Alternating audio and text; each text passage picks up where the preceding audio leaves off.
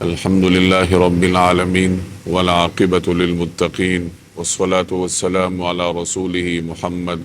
وعلى آله وأصحابه أجمعين وعلى من تبعهم بإحسان إلى يوم الدين. أما بعد فأعوذ بالله من الشيطان الرجيم. بسم الله الرحمن الرحيم. إن الإنسان خلق هلوعا إذا مسه الشر جزوعا وإذا مسه الخير منوعا إلا المصلين الذين هم على صلاتهم دائمون والذين هم في أموالهم حق معلوم للسائل والمحروم. وروي عن النبي صلى الله عليه وسلم أنه قال: فوالله ما الفقر أخشى عليكم ولكني أخشى عليكم أن تبسط الدنيا عليكم كما بسطت على من كان قبلكم فتنافسوها كما تنافسوها وتهلككم كما أهلكتهم أو كما قال عليه الصلاة والسلام. صدق الله العظيم وصدق رسوله النبي الكريم. بزرگان محترم اور میرے عزیز دوستوں اور بھائیوں، دنیا میں انسان مسلسل حالت امتحان میں رہتا ہے. اس کے امتحان کی مختلف جہتیں ہیں. انسان کے امتحان کی ایک جہت یہ ہے کہ انسان اپنی فطرت میں کچھ کمزوریاں لے کر آتا ہے. ان کمزوریوں کے ساتھ ساری زندگی نمٹتے ہوئے گزارتا ہے.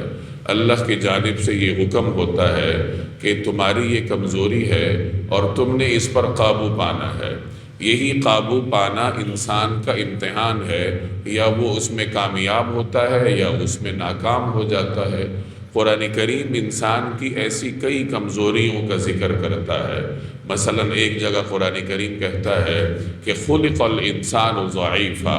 کہ انسان کو کمزور پیدا کیا گیا ہے. ایک جگہ قرآن کریم کہتا ہے وَكَانَ الْإِنسَانُ عَجُولًا، کہ انسان بڑا جلد باز ہے، اس کی فطرت میں جلد بازی ہے. ایک جگہ قرآن کریم کہتا ہے وَكَانَ الْإِنسَانُ أَكْثَرَ شَيْءٍ جَدَلًا، کہ انسان بہت ہی جھگڑالو ہے. جھگڑا فساد یہ اس کی ایک کمزوری ہے، اس کی فطرت کی ایک خامی ہے کہ اس کے اندر یہ صفت موجود ہوتی ہے. اور ساری زندگی اس کا یہ امتحان ہے کہ وہ اپنی اس صفت پر قابو کیسے پاتا ہے. اسی طرح ایک جگہ فرمایا اِنَّهُ كَانَ ظَلُومًا جَهُولًا، کہ یہ انسان ظالم بھی کمال درجے کا ہے، جاہل بھی کمال درجے کا ہے. اب اپنے اندر موجود ظلم پر قابو پانا ہے، اپنی جہالت کو دور کرنا ہے، یہی اس کا امتحان ہے. ایک جگہ قرآن کریم نے فرمایا کہ ان الانسان خلق ہلوعا، کہ انسان کو بے صبرہ پیدا کیا گیا ہے. یعنی انسان کچے ذہن کا ہے، بے صبرہ ہے، پختہ کار نہیں ہے. اس کو رد عمل دینا نہیں آتا کہ کن حالات میں کیسے رد عمل دینا ہے. آگے انہی آیات میں اس کی وضاحت بھی ہے. اذا مسہ الخیر منوعا، کہ اذا مسہ الشر جزوعا، کہ چونکہ وہ بے صبرہ ہے، اس کو رد عمل دینے کا طریقہ نہیں آتا، لہٰذا جب اس کے اوپر کوئی برے حالات آتے ہیں تو وہ چیخ و پکار کرنے لگتا ہے. وَإِذَا مَسَّهُ الْخَيْرُ مَنُوعًا، اور جب اس کے اوپر اچھے حالات آتے ہیں تو پھر وہ اپنے آپے سے باہر ہو جاتا ہے، اپنے کنٹرول سے باہر ہوتا ہے، منع کرنے لگتا ہے. اس کے پاس جو مال ہے وہ روک لیتا ہے، دوسروں کو نہیں دیتا. تو یہ انسانی فطرت کی مختلف کمزوریاں ہیں، اور ان کمزوریوں پر قابو پانا یہ انسان کا امتحان ہے. جو ان کمزوریوں پر قابو پا لے وہ کامیاب انسان گنا جاتا ہے، اور جو ان کمزوریوں پر قابو نہ پا سکے تو وہ دنیا کے امتحان میں ناکام ہو جاتا ہے، نتیجتاً آخرت میں بھی اس کے لیے ناکامی ہے. اب ان کمزوریوں میں سے ایک بنیادی کمزوری انسان کا بے صبرہ پن ہے، اس کی جلد بازی ہے. اللہ کو جلد بازی پسند نہیں ہے. اللہ تبارک و تعالیٰ کو اطمینان پسند ہے. نبی کریم صلی اللہ علیہ وسلم نے جلد بازی سے ایسے منع کیا کہ نماز میں بھی دوڑ کر شامل ہونے کو پسند نہیں فرمایا گیا. اول تو مسلمان کو ایسا ہونا چاہیے کہ وہ اذان سے پہلے مسجد میں آ کے بیٹھے، اذان یہاں سنے، اطمینان سے نماز میں شریک ہو. اگر کوئی مسلمان ایسا نہ کر سکے اور مسجد میں دیر سے آئے، اب ایک آدمی مسجد میں داخل ہو رہا ہے اور اس نے دیکھا کہ امام رکوع میں ہے، اب وہ دوڑ کر رکوع میں شامل ہوتا ہے تاکہ رکعت کو پا سکو، تو نبی کریم صلی اللہ علیہ وسلم نے ایسے طرز عمل کی حوصلہ شکنی فرمائی ہے کہ اگر تاخیر ہو گئی ہے تو کم از کم اطمینان کو تو ہاتھ سے نہ جانے دو، جلد بازی سے کام نہ لو، اطمینان سے آ کے نماز میں شریک ہو جاؤ۔ تو بہرحال جلد بازی ممنوع ہے۔ اب جلد بازی کی ایک خاص جہت ہے جو میں سمجھانا چاہ رہا ہوں، جس کا ذکر اس آیت میں ہے کہ انسان کی فطرت میں جلد بازی ہے، بے صبر پن ہے، رد عمل کا کچا پن ہے، اور اس کا نتیجہ یہ نکلتا ہے کہ جب اس کے اوپر حالات آتے ہیں تو اس کو رد عمل دینا نہیں آتا۔ اگر حالات سخت ہوں گے تو وہ شور مچائے گا، حالات اچھے ہوں گے اترائے گا، تکبر کرے گا، یعنی اس امتحان میں ناکام ہو جائے گا کہ اس نے ایک پختہ کار مسلمان کی طرح حالات کا رد عمل کیسے دینا ہے۔ اسی کو قرآن کریم جگہ جگہ بیان کرتا ہے۔ اس کو انسان کی بے وفائی سے بھی تعبیر کیا جاتا ہے کہ انسان بڑا بے وفا ہے، جب مصیبت اس کے اوپر آتی ہے پھر تو وہ اللہ کے پاس آتا ہے، اللہ کے پاس آ کے فریاد کرتا ہے، لیکن جب اس کے اوپر حالات کھلنے لگتے ہیں پھر وہ بغاوت کرنے لگتا ہے۔ اِذَا مَسَّ الْإِنسَانَ ضُرٌّ دَعَا رَبَّهُ مُنِيبًا إِلَيْهِ، کہ جب کسی انسان کے اوپر مشکل آتی ہے پھر تو وہ اللہ کی طرف جاتا ہے، اللہ سے لو لگا لیتا ہے، لمبی لمبی نمازیں پڑھتا ہے۔ ثُمَّ إِذَا خَوَّلَهُ نِعْمَةً مِّنْ، پھر جب اللہ تعالیٰ اسے اپنی نعمت کا مزہ چکھاتا ہے، اللہ اس پر نعمت کرتا ہے، حالات کھول دیتا ہے، نَسِيَ مَا كَانَ يَدْعُو إِلَيْهِ، اب وہ بھول جاتا ہے کہ وہ پہلے اللہ سے کیا دعائیں کرتا تھا، کس سے دعائیں کرتا تھا، اللہ کو بھی بھول جاتا ہے، دعائیں بھی بھول جاتا ہے، اپنے حالات میں مست ہو جاتا ہے۔ تو یہ انسان کی فطرت ہے، بے وفائی، انسانوں کے ساتھ بھی بے وفائی کرتا ہے، خالق کے ساتھ بھی بے وفائی کرتا ہے۔ مشکل آئے گی تو فریاد کرے گا، اللہ کی بارگاہ میں جائے گا، لیکن جیسی ہی مشکل ختم ہوگی اب اللہ تعالیٰ کو بھول جائے گا، اپنے حالات میں مست ہو جائے گا۔ اور تاریخ ایسے واقعات سے بھری ہوئی ہے جہاں ایک سرمایہ دار، ایک جابر، ایک بادشاہ حالت سہولت میں اللہ کو بھولے رہا، اپنے سرمایے میں، اپنی دولت میں، اپنے اقتدار میں مست رہا، اور جیسے ہی اس کے اوپر مشکل حالت آئی پھر اللہ کے پاس آ کے آہوزاری کرنے لگا۔ فرعون جیسے جابر سے سب لوگ واقف ہیں۔ اس کی صورتحال یہ تھی کہ جب وہ تخت پہ بیٹھا ہوا تھا، جب اس کے پاس اقتدار تھا، تو انا ربکم الاعلی کہتا تھا کہ لوگوں میں تمہارا اعلیٰ ترین رب ہوں۔ اللہ کے ساتھ اس کی بغاوت کا یہ عالم تھا کہ ایک مرتبہ اس نے اپنے وزیر حامان سے کہا کہ ابن لی صرحا لعلی ابلغ اسباب السماوات فاطلع الی الہ موسیٰ، کہ اے حامان میرے لیے ایک مینار بنا دو، ایک اونچا مینار بناؤ، میں یہ چاہتا ہوں کہ اس مینار پہ چڑھوں اور میں دیکھوں کہ موسیٰ کا رب کہاں ہے، میں راستے تلاش کروں، میں آسمانوں تک پہنچوں اور میں دیکھوں کہ موسیٰ کا رب ہے بھی یا نہیں۔ یعنی اس قدر وہ بغاوت پر آمادہ تھا کہ اللہ کا انکار اس طریقے سے کرتا تھا، ایسے استہزاء کرتا تھا کہ وہ کہنا شروع ہو گیا کہ ٹھیک ہے ہم اوپر جا کے دیکھ لیتے ہیں کہ رب ہے یا نہیں۔ جس وقت طاقت میں تھا تو تکبر کا یہ عالم تھا، بغاوت کا یہ عالم تھا، لیکن جیسے ہی اس کے اوپر مشکل آئی، مشکلات کئی اس کے اوپر آئی، اپنی زندگی میں اللہ نے اس کی طرف کچھ نشانیاں بھیجی مشکلات کی صورت میں، کہ اس کے پورے مصر میں ایک مرتبہ خون کا سیلاب آیا۔ خون کا سیلاب ایسا آیا کہ فرعونی جہاں دیکھتے تھے خون نظر آتا تھا، پانی میں، کھانے میں، ہر طرف اللہ تعالیٰ نے ان پر خون کا ایک قسم کا سیلاب مسلط کیا تھا۔ اب وہ پریشان ہوئے، پریشانی میں انہیں کون یاد آیا؟ موسیٰ علیہ السلام یاد آئے، اللہ تعالیٰ یاد آئے۔ چنانچہ موسیٰ علیہ السلام سے کہنے لگے کہ اللہ سے دعا کرے کہ آزمائش اٹھا لے، جیسے ہی آزمائش اٹھے گی ہم مسلمان ہو جائیں گے۔ موسیٰ علیہ السلام نے اللہ سے دعا کی، آزمائش ختم ہو گئی، وہ خون کا سیلاب مٹ گیا، دوبارہ نارمل روٹین پر آئے، لیکن جیسے ہی سہولت کی طرف آئے نسی ما کان یدعو الیہ من قبل، اب وہ بھول گئے کہ وہ پہلے کس کو پکارتے تھے، کس رب سے انہوں نے مانگا تھا۔ ایک مرتبہ اللہ نے ان پر مینڈکوں کا عذاب بھیجا، ہر طرف مینڈک نظر آتے تھے، کھانے میں، اناج میں، دائیں بائیں جدھر دیکھتے تھے، برتنوں میں بھی مینڈک اچھل رہے ہیں، بستروں میں بھی مینڈک اچھل رہے ہیں، دکانوں میں بھی مینڈک ہیں، بازاروں میں بھی مینڈک ہیں، ہر طرف مینڈک ہوتے تھے۔ اب وہ پریشان ہو گئے، تو پریشانی میں پھر وہی دروازہ انہیں یاد آیا موسیٰ علیہ السلام والا، اللہ تبارک و تعالیٰ کا، پھر آ کر دعا کی کہ اے اللہ کے پیغمبر دعا کرے کہ یہ صورتحال ختم ہو جائے۔ تو موسیٰ علیہ السلام نے اللہ سے دعا کی، دوبارہ ان کے اوپر سہولت آئی، سہولت میں آ کے پھر اللہ کو بھول گئے۔ تو یہ ایک مثال ہے انسانی فطرت کی کہ انسان کس طریقے سے سہولت میں تو اللہ کو یاد نہیں رکھتا، اللہ کی تعلیمات پس پش ڈال دیتا ہے، لیکن جیسی ہی اس کے اوپر تنگی آتی ہے پھر وہ اللہ تبارک و تعالیٰ کی بارگاہ میں جاتا ہے اور آہوزاری کرتا ہے۔ کتنی ایسی مثالیں آپ کو ملیں گی۔ قارون کو دیکھ لیں کہ اللہ نے اسے سرمایہ دیا تھا،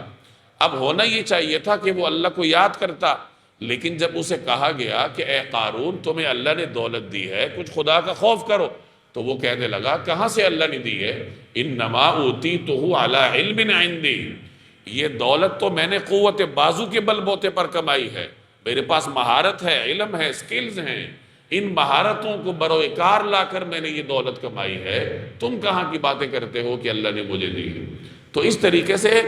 جو انسان سہولت میں ہوتا ہے تو سہولت میں رہتے ہوئے اللہ تعالیٰ کو بھول جاتا ہے، اور جب اس کے اوپر آزمائش آتی ہے پھر وہ اللہ کی طرف آتا ہے، اور بسا اوقات اس کا آزمائش میں اللہ کی طرف آنے کا طریقہ بھی غلط ہوتا ہے، فریاد کرے گا، گریبان پھاڑے گا، اپنے چہرے کو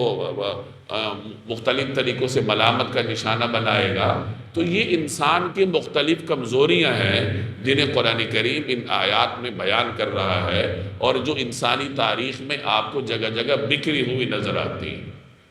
لیکن ہوتا کیا ہے کہ جب ایک انسان اپنے اوپر محنت کر لے تو محنت کرنے کے بعد پھر اس کی صورتحال بدل جاتی ہے۔ میں نے پہلے عرض کیا کہ جب انسان مشکل میں ہو تو چاہے وہ کوئی بھی ہو، مشکل میں اسے اللہ تبارک و تعالی یاد آتا ہے۔ اکرمہ بن ابی جہل ابو جہل کے بیٹے تھے، اور ابتداء میں ظاہر ہے کہ اپنے والد کے دین پر تھے، بعد میں اللہ نے انہیں اسلام کی توفیق دی، اور ایسے پکے مسلمان تھے کہ اسلام کے لیے انہوں نے تلوار اٹھائی، مختلف جنگوں میں شرکت کی، اور جنگ یرموک جو اسلامی تاریخ کی بڑی سخت قسم کی خونریز جنگ ہے، اس جنگ میں لڑتے ہوئے رومیوں کے سیلاب سے لڑتے ہوئے شہید ہوئے تھے۔ ان کے اسلام لانے کا واقعہ بڑا دلچسپ ہے۔ فتح مکہ کے بعد جب سب لوگ مسلمان ہوئے، ان کی بیوی بھی مسلمان ہو گئی، یہ چونکہ مسلمانوں کی دشمنی میں پیش تھے تو انہیں یہ خطرہ تھا کہ اگر میں مسلمانوں کے ہاتھوں گرفتار ہوا تو میری جان بخشی مشکل ہوگی، چنانچہ یہ مکہ سے فرار ہو گئے، سمندری راستے سے کہیں جانے لگے، کشتی میں سوار ہوئے۔ جب کشتی سمندر کے درمیان پہنچی تو بھنور میں پھنس گئی، طوفان آ گیا۔ اب انہوں نے اس طوفان سے بچنے کے لیے کہیں بتوں کو پکارنا چاہا، تو ملاح نے کہا کہ دیکھو سمندر کے بیچ میں کوئی بت کام نہیں آتا۔ عربوں میں عین حالت شرک میں بھی یہ رواج تھا کہ وہ سمندری سفر میں بت کو یاد نہیں کرتے تھے، یعنی یہ ان کے ہاں ایک رواج تھا ملاحوں میں، سمندری سیاحوں میں، کہ جب طوفان میں پھنستے تھے تو انہیں دور دور تک کوئی دکھائی نہیں دیتا تھا، نہ وہاں حبل تھا، نہ وہاں لات تھا، نہ وہاں منات اور عزہ تھا، کچھ نہیں تھا، وہاں وہ اللہ کو پکارتے تھے۔ تو جب اکرمہ بت کو پکارنے لگے تو ملاح نے کہا کہ اکرمہ سردار، یہاں لات اور بت کام نہیں آتے، یہاں کس کو پکاروں یا اللہ کو پکاروں؟ تو اکرمہ نے دل میں تہیہ کر لیا کہ اگر یہاں سمندر میں اللہ کو پکارنا ہے تو خشکی پر جا کر بھی اسی اللہ کو پکاروں گا۔ چنانچہ وہ جیسے ہی ساحل پر آئے، ارادہ ان کا پہلے سے تھا اور بیوی بھی ان کی آئی ہوئی تھی ان کو لینے کے لیے، تو پھر گئے اور نبی کریم صلی اللہ علیہ وسلم کی بارگاہ میں جا کے مسلمان ہوئے۔ تو واقعہ سنانے کا مقصد یہ ہے کہ عرب جو اللہ کے ساتھ شرک کرتا تھا، اسلام کی دشمنی میں پیش تھا، لیکن جب اسے ایسی مشکل اس پر آتی تھی جس میں اسے کوئی سہارا دکھائی نہ دے، زمین ایک سہارا ہوتا ہے، زمین کا سہارا بھی دکھائی نہ دے، پانی کے موجوں میں گر جائے تو وہاں وہ بھی اللہ تعالیٰ کو پکارتا تھا۔ امام جعفر صادق کا مشہور واقعہ ہے، ان کے پاس ایک مرتبہ ایک دہریہ آیا، ملحد جو اللہ کا انکار کرتا تھا، وہ امام کے پاس آیا اور پوچھا کہ اللہ کون ہے؟ آپ اللہ کو پکارتے ہیں، مجھے ذرا تعارف کروائیں کہ اللہ کون ہے؟ تو امام نے اس سے پوچھا، اس سے حالات دریافت کیے، اس سے معلوم کیا کہ تمہارے اوپر کبھی کوئی مشکل آئی ہے، تم کبھی سمندری سفر پر گئے ہو؟ اس نے کہا جی گیا ہوں۔ تو امام نے پوچھا کہ پھر کیا ہوا؟ اس نے کہا کہ جی میں سمندری سفر پہ گیا تو جس کشتی یا جہاز پہ سوار تھا وہ طوفان کی نظر ہو گیا، اب تختے سارے ٹوٹ گئے، کشتی ٹوٹ پھوٹ گئی، لوگ کچھ غرق ہونے لگے، کسی نے تختے کا سہارا لے لیا۔ امام نے کہا کہ تم نے کیا کیا؟ تو اس نے کہا کہ جی میرے ہاتھ میں ایک تختہ آیا تو میں نے اس تختے کا سہارا لیا اور دور کنارے کی طرف جانے کی کوشش شروع کر دی۔ تو امام نے کہا اچھا یہ بتاؤ کہ جب تم اس تختے کا سہارا لیے ہوئے تھے تو اس وقت تمہیں کون یاد آیا؟ کس کی طرف تم نے رجوع کیا؟ تو وہ کہنے لگا کہ جی اس وقت تو اللہ کی طرف رجوع کیا۔ تو امام نے کہا کہ دیکھو جب تمہارے پاس کوئی سہارا نہیں بچا تھا اس وقت جو تمہیں یاد آیا، جو ذات تمہیں یاد آئی، بس وہی اللہ ہے۔ تمہیں اللہ کا تعارف چاہیے نا، تو اللہ کا تعارف ہی یہ ہے کہ جب تمہارے سارے وسائل کٹ جاتے ہیں، دنیا میں تمہیں کوئی سہارا نظر نہیں آتا، یہاں تک کہ زمین کا سہارا بھی تمہارے ہاتھ سے نکل جاتا ہے، تو اس وقت جس ذات کی طرف تم متوجہ ہوئے وہی ذات اللہ تعالیٰ کی۔ تو عرض کرنے کا مقصد یہ ہے کہ انسان اس قدر بے وفا ہے کہ ویسے تو اللہ کا انکار کرتا ہے، لیکن جب ہر سہارا ختم ہو جاتا ہے تو بڑے سے بڑا دہریہ، بڑے سے بڑا ملحد، وہ بھی اللہ تبارک و تعالیٰ کی بارگاہ میں جاتا ہے، اللہ کا دروازہ کھٹکھٹاتا ہے۔ اسی چیز کو یہاں بیان کیا جا رہا ہے کہ دیکھو انسان ایسا بے صبرہ ہے، اسے رد عمل دینے کا طریقہ نہیں آتا کہ اگر وہ خوشی میں ہے تو اس کا پختہ رد عمل تو یہ ہے کہ جس ذات نے خوشی دی ہے اس ذات کے آگے سر بسجود ہو، لیکن انسان کا طریقہ یہ ہے کہ وہ اس ذات کو بھول جاتا ہے، اس کا انکار کرنے لگتا ہے، اس سے بغاوت کرنے لگتا ہے، اور جیسے ہی اس کے اوپر برائی آتی ہے تو پھر اسے وہ ذات یاد آتی ہے، پھر وہ اللہ تعالیٰ کی طرف جاتا ہے۔ آگے فرمایا الا المصلین، یعنی کچھ لوگ اس سے مستثنیٰ ہیں۔ یہ تو ان لوگوں کی بات ہے جو پختہ کار نہیں ہیں، جو تربیت یافتہ نہیں ہیں، جنہوں نے اپنی اس کمزوری پر قابو نہیں پایا، جس کا میں نے شروع میں عرض کیا۔ لیکن جو لوگ اپنی اس کمزوری پر قابو پا لیں تو پھر وہ ایسے نہیں کہتے، بلکہ وہ کیا کرتے ہیں؟ وہ مصیبت کے وقت بھی اللہ کو یاد کرتے ہیں اور آسانی میں بھی اللہ کو یاد کرتے ہیں۔ جب ان کے اوپر آسانیاں آتی ہیں تو وہ آسانی میں مشکل وقت فراموش نہیں کرتے، بلکہ اپنے مشکل وقت کو یاد کرتے ہوئے اللہ تبارک و تعالیٰ کی طرف رجوع کرتے ہیں۔ اس لیے فرمایا الا المصلین، سوائے ان لوگوں کے جو نماز پڑھتے ہیں، اور ہم علی صلاتہم دائمون، جو کہ ہمیشہ نماز پڑھتے ہیں، نماز پر مستقل قائم رہتے ہیں، والذین فی اموالہم حق معلوم، اور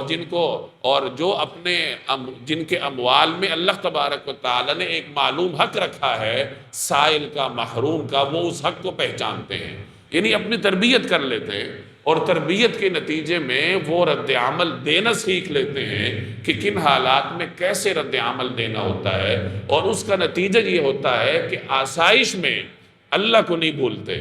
اور جس اللہ نے انہیں آسائش دی ہے وہ اس اللہ کو بھی یاد رکھتے ہیں اور مشکل حالات کو بھی یاد رکھتے ہیں۔ حضرت عبد الرحمن بن عوف رضی اللہ تعالی عنہ معروف تاجروں میں سے تھے، آپ سب ان سے واقف ہیں۔ جس وقت انہوں نے ہجرت کی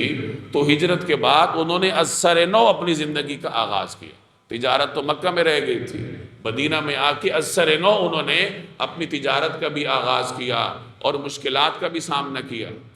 ایک زمانہ تھا کہ جب ہر طرف سے ان پہ آسائشیں برس رہی تھی تو ایک مرتبہ ان کے سامنے دسترخوان بچھایا گیا۔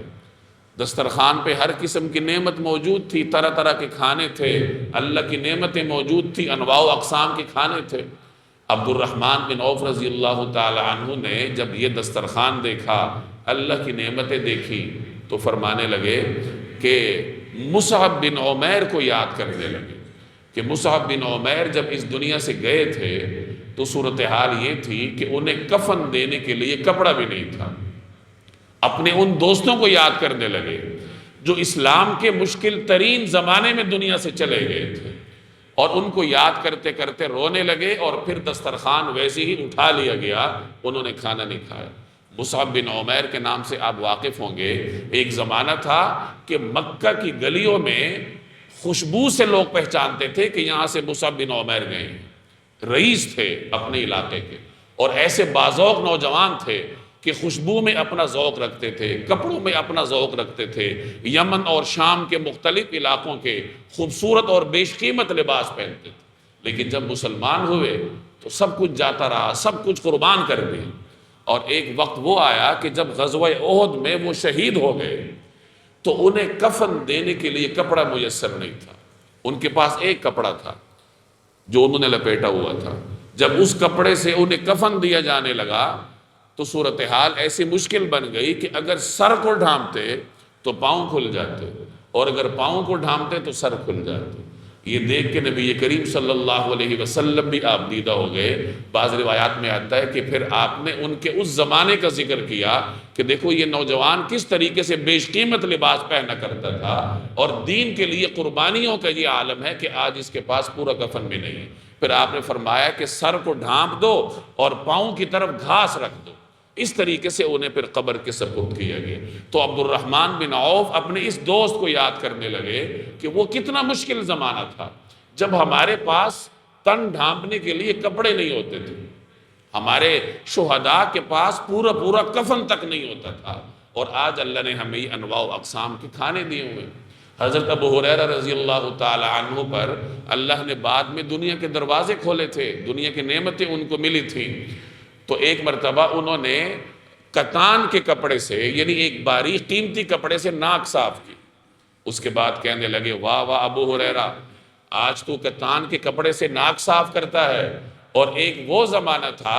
جب تم نبی کریم صلی اللہ علیہ وسلم کی مسجد میں آپ علیہ السلام کے منبر کے پاس بھوک کی وجہ سے بے ہوش ہوتے تھے، اور لوگ سمجھتے تھے کہ پتہ نہیں ابو ہریرہ تو بیمار ہو گیا ہے، اس کے اوپر مرگی کا دورہ آ گیا ہے، حالانکہ مجھے کوئی مرگی یا بیماری نہیں ہوتی تھی، بھوک کی وجہ سے میں بے ہوش ہوتا تھا۔ یعنی اپنی آسائش کے زمانے میں اپنا وہ مشکل وقت یاد کر رہے ہیں، اور جس رب نے وہ مشکل وقت دور کیا ہے اس رب کا شکر ادا کر رہے ہیں۔ حضرت سلیمان علیہ السلام ایک مرتبہ سفر میں تھے،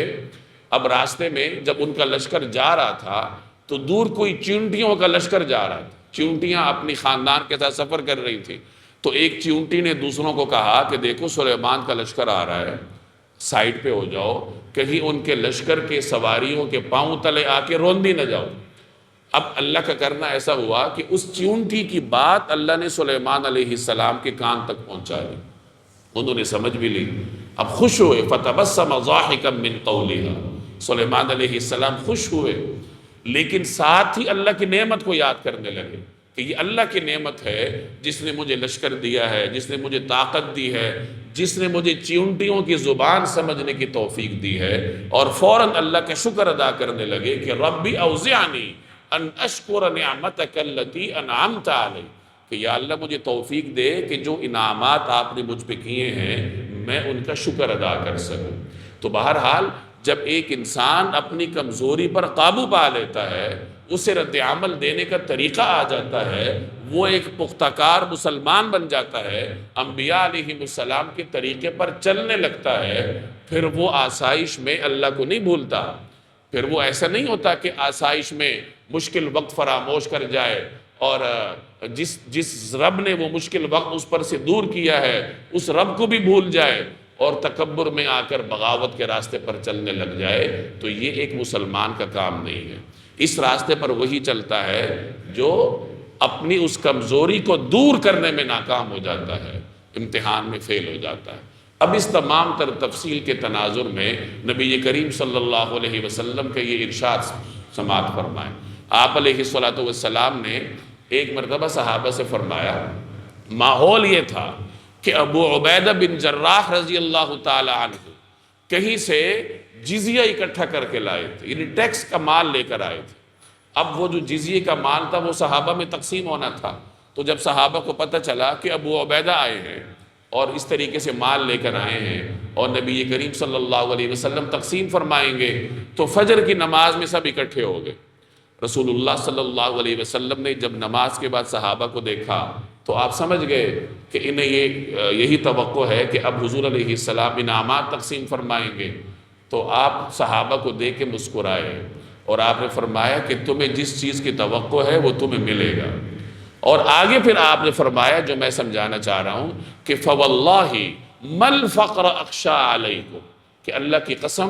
مجھے تمہارے اوپر فقر کا خوف نہیں ہے، یعنی مجھے یہ خوف نہیں ہے کہ میری امت فقر کی وجہ سے گمراہ ہو جائے گی یا غربت کی وجہ سے مصیبت کا شکار ہوگی، بلکہ مجھے ڈر اس چیز کا ہے وَلَكِنِّي أَخْشَىٰ عَلَيْكُمْ، مجھے تمہارے بارے میں خوف اس چیز کا ہے أَن تُبْسَطَ عَلَيْكُمُ الدُّنْيَا، کہ اللہ تمہارے اوپر دنیا کے دروازے کھول دے، تمہیں دولت عطا فرمائے كَمَا بُسِطَتْ عَلَىٰ مَنْ كَانَ قَبْلَكُمْ، ان لوگوں کی طرح پچھلی امتوں میں سے جن لوگوں پر اللہ نے دولت کے دروازے کھولے تھے، فَتَنَافَسُوهَا كَمَا تَنَافَسُوهَا، پھر تم دولت پا کر ایسے ہی مقابلہ کرنے لگو جیسے انہوں نے مقابلہ کیا تھا، وَتُهْلِكُكُمْ كَمَا أَهْلَكَتْهُمْ، اور پھر دولت تمہیں ویسے ہی ہلاک کر دے جیسے ان کو ہلاک کیا تھا، تو مجھے یہ خوف ہے تمہارے اوپر۔ تو یہ جو آسائش کی آزمائش ہے، یہ اس امت کا حقیقی امتحان ہے کہ وہ آسائش میں، سہولت میں، اقتدار میں، طاقت میں اللہ کو یاد کرتی ہے یا نہیں۔ ہماری صورتحال یہ ہے کہ ایک آدمی غریب ہوگا، اللہ تعالیٰ اس پہ دنیا کے دروازے کھول دے گا، اب وہ اپنے غربت کا زمانہ بھول جاتا ہے، وہ یہ سمجھتا ہے کہ جیسے یہ دولت تو میری آبائی جاگیر ہے اور میں ماں کے پیٹ سے لایا تھا اور قبر کے گڑھے میں بھی ساتھ لے کے جاؤں گا۔ اس کا رد عمل ایسا ہوتا ہے منوعہ، وہ دولت کو روک کے رکھتا ہے، جیسے قرآن کریم نے اس آیت میں کہا کہ اذا مسہ الخیر منوعا، کہ جب اللہ اسے دولت دے گا تو انسان اپنی فطری کمزوری کی وجہ سے اسے روک کے رکھے گا۔ اسی طرح ایک انسان کمزور ہوتا ہے، مختلف لوگوں کے جبر کا شکار ہے، کہیں ملازمت کر رہا ہے، 8-10 لوگ اکٹھے کسی باس کے تحت کام کر رہے ہیں، ان میں سے کسی ایک کی پروموشن ہو جاتی ہے، سرکاری اداروں میں آئے روز آپ دیکھتے ہیں۔ اب جس کی پروموشن ہو گئی وہ ذرا حکم دینے کی پوزیشن میں آ گیا، اب وہ اپنے ہی پرانے دوستوں کو ذلیل کرنے لگتا ہے، فرعون بن جاتا ہے، بھول جاتا ہے کہ ایک زمانے میں میں بھی مجبور تھا، میں بھی طرح طرح کے لوگوں کی گالیاں سنتا تھا، باتیں سنتا تھا، آج اللہ نے مجھے طاقت دی ہے، اقتدار دیا ہے، تو میں اس خوشی کے لمحات میں، اقتدار کے لمحات میں اللہ کو یاد رکھوں، اللہ کی مخلوق پر رحم کروں۔ وہ بے رحم بن جائے گا، اس کی زبان سے نہ کوئی محفوظ رہے گا، نہ اس کے مال سے کسی کو فائدہ ہوگا۔ تو یہ جو ہمارا طرز عمل ہے، جو آئے دن ہم دیکھتے بھی ہیں اور ہم اس کا مظاہرہ بھی کرتے ہیں، تو یہ اسی کمزوری کی وجہ سے ہے جو اللہ نے ہمارے اندر رکھی ہے کہ ہم بے صبر ہیں۔ ان الانسان خلق ہلوعا، کہ انسان کو بے صبر بنا کے پیدا کیا گیا۔ اب انسان کا امتحان ہے کہ وہ اپنے اندر اعتدال لائے، رد عمل دینے کا طریقہ سیکھے کہ کن حالات میں کیسے رد عمل دینا ہے۔ اگر تو حالات سخت ہیں تو اللہ کو یاد کرے، حالات اچھے ہیں پھر بھی اللہ کو یاد کرے، دسترخوان پر نعمتیں ہیں تو اس رب کو یاد کرے جس نے یہ نعمتیں دی ہیں، جیب میں پیسہ ہے تو اس رب کو یاد رکھے جس نے یہ پیسہ دیا ہے، اچھی ملازمت ہے، اچھا کاروبار ہے، تو ان نعمتوں کی موجودگی میں جب اللہ کو انسان یاد کرتا ہے تو کل اگر اس کے اوپر آزمائش بھی آ جاتی ہے تو پھر اللہ تبارک و تعالیٰ اس کی دعا بھی سنتا ہے اور اس کے حالات کو تبدیل کر دیتا ہے۔ تو بہرحال یہ ہمارے اندر ایک فطری کمزوری ہے اور ہمارا یہ امتحان ہے کہ ہم اس کمزوری کو دور کرتے ہیں یا نہیں۔ اللہ تبارک و تعالیٰ عمل کرنے کی توفیق عطا فرمائے۔ وما علینا الا البلاغ۔